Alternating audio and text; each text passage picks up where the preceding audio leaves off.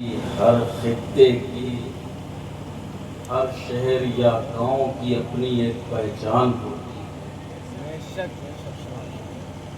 ہے، اور جو اپنی پہچان کے ساتھ آبادیاں زندہ ہیں ان کو تاریخ نے بھی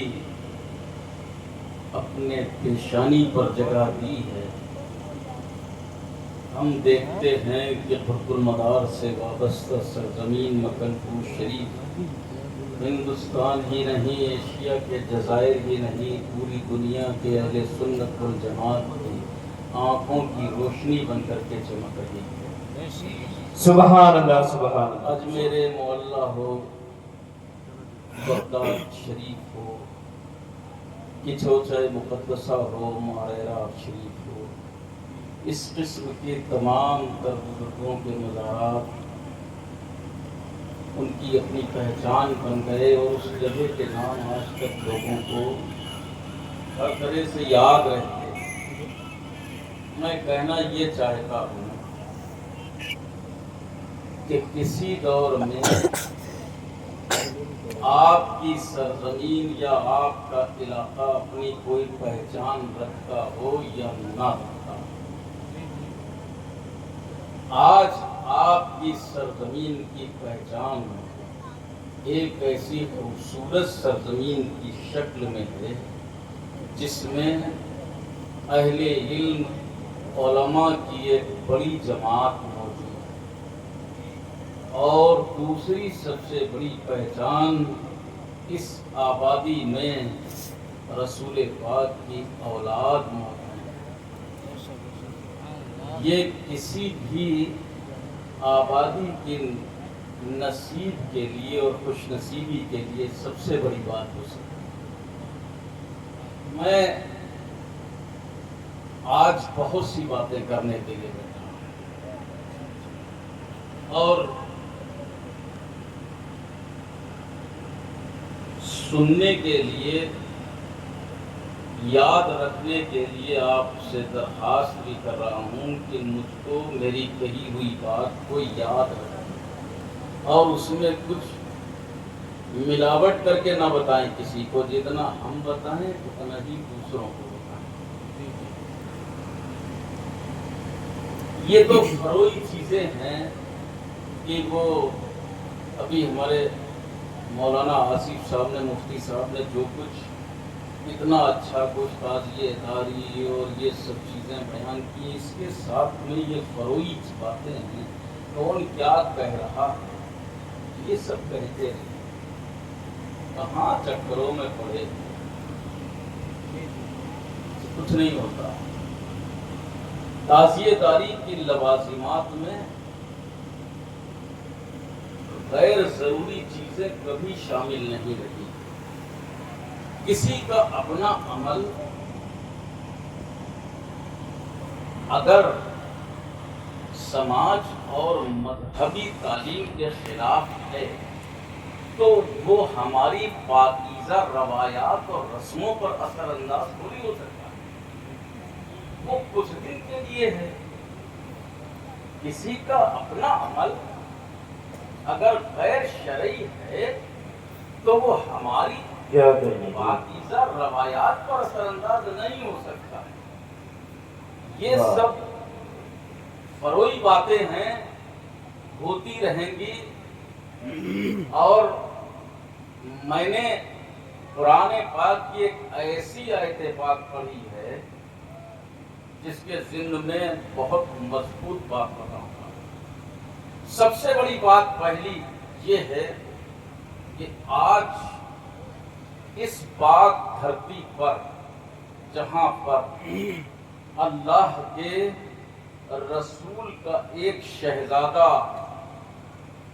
حسن اور حسین کی اولاد حضرت ولی کامل قطب دوراں غوث زماں سید الطاف حسین جعفری المداری، جن کے عرس کی تقریب میں ہم بیٹھے ہوئے، ان کے تعلق سے، اور اس کے بعد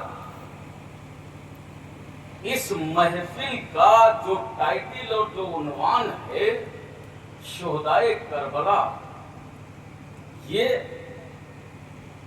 ایک خود ایسا جیتا جاگتا اور چمکتا ہوا، خود بیدار اور بیدار کرنے والا عنوان ہے کہ جس کے تعلق سے جتنا بھی بتایا جائے وہ کم ہے۔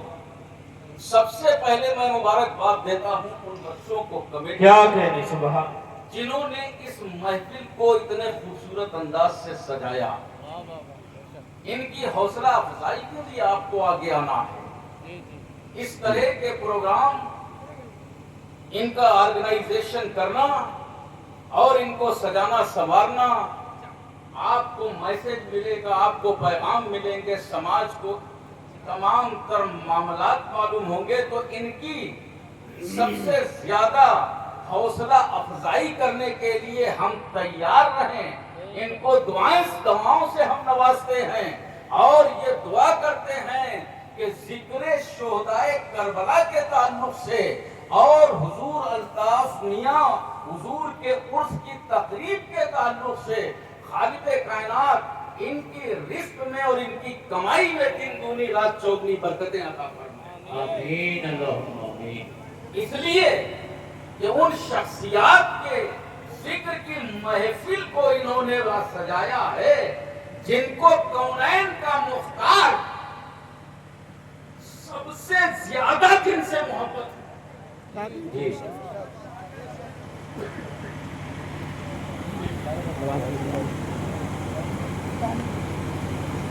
اللہم صلی اللہ سیدنا محمد وعلی آلہ۔ بہت ہلکے میں لیتے ہیں، بڑا لائٹلی لیتے ہیں، بہت ہلکے پہلو سے ان کی طرف دیکھتے ہیں، ان نظریات کو، ان رسموں کو صرف اپنے سماج کی رسمیں بنا کر کے پیش کرتے ہیں۔ اگر آپ ان کی دینی، مذہبی، شرعی اور اللہ اور اس کے رسول کے عشق میں ڈوبی ہوئی تمام تر روایات پر غور کریں تو آپ کو اپنی ہر قدم پر خوش نصیبی کا احساس ہوگا کہ جو بزم، جو محفل کونین کے مختار کے محبوب نواسے حسین کی ذات سے تعلق رکھتی ہو، اس محفل مقدسہ کی عظمتوں کا اندازہ کون لگا سکتا ہے؟ جی، واہ، زندہ باد، زندہ باد۔ یہ محفل انہوں نے سجائی ہے ان بچوں کو یہاں سے لے کر کے آخرت تک اس کا جو انعام اللہ کے محبوب کی بارگاہ سے ملے گا اس کا بھی اندازہ ہم نہیں لگا سکتے ہیں۔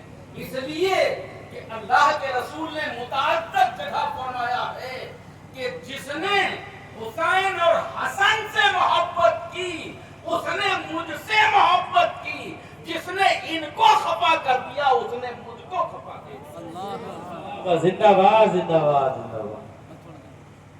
اور میرے عزیزوں، جس کو آپ بہت ہلکے میں لے رہے ہو، غور کرو، میں نے آیت پڑھی ہے، الیوم اکملت لکم دینکم۔ حجت الوداع کا موقع پر اللہ کے رسول صلی اللہ تعالیٰ علیہ وسلم نے خطبہ فرمایا۔ 1,24,000 یا 1,20,000 یا کتنے لوگ جبل رحمت پر موجود تھے۔ نبی خطبہ فرما رہے، تقریر فرما رہے، جبریل امین پیغام لے کر کے اللہ کا آئے۔ اللہ کے نبی نے سب کو بتا دیا کہ اللہ کا یہ پیغام ہے۔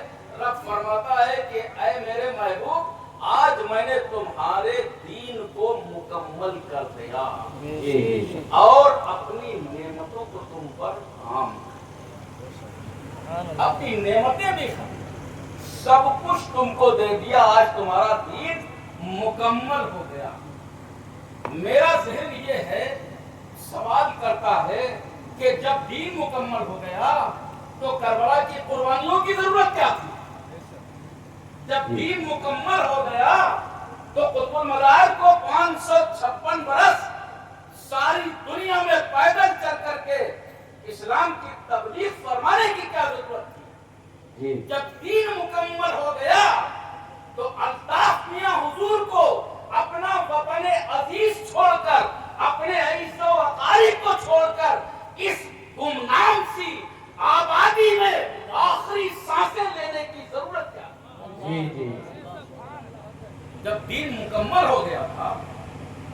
کے نبی پر یہ پیغام نازل ہو گیا، اللہ نے کہہ دیا میں نے تمہارا دین مکمل کر دیا، یقیناً مکمل ہو گیا۔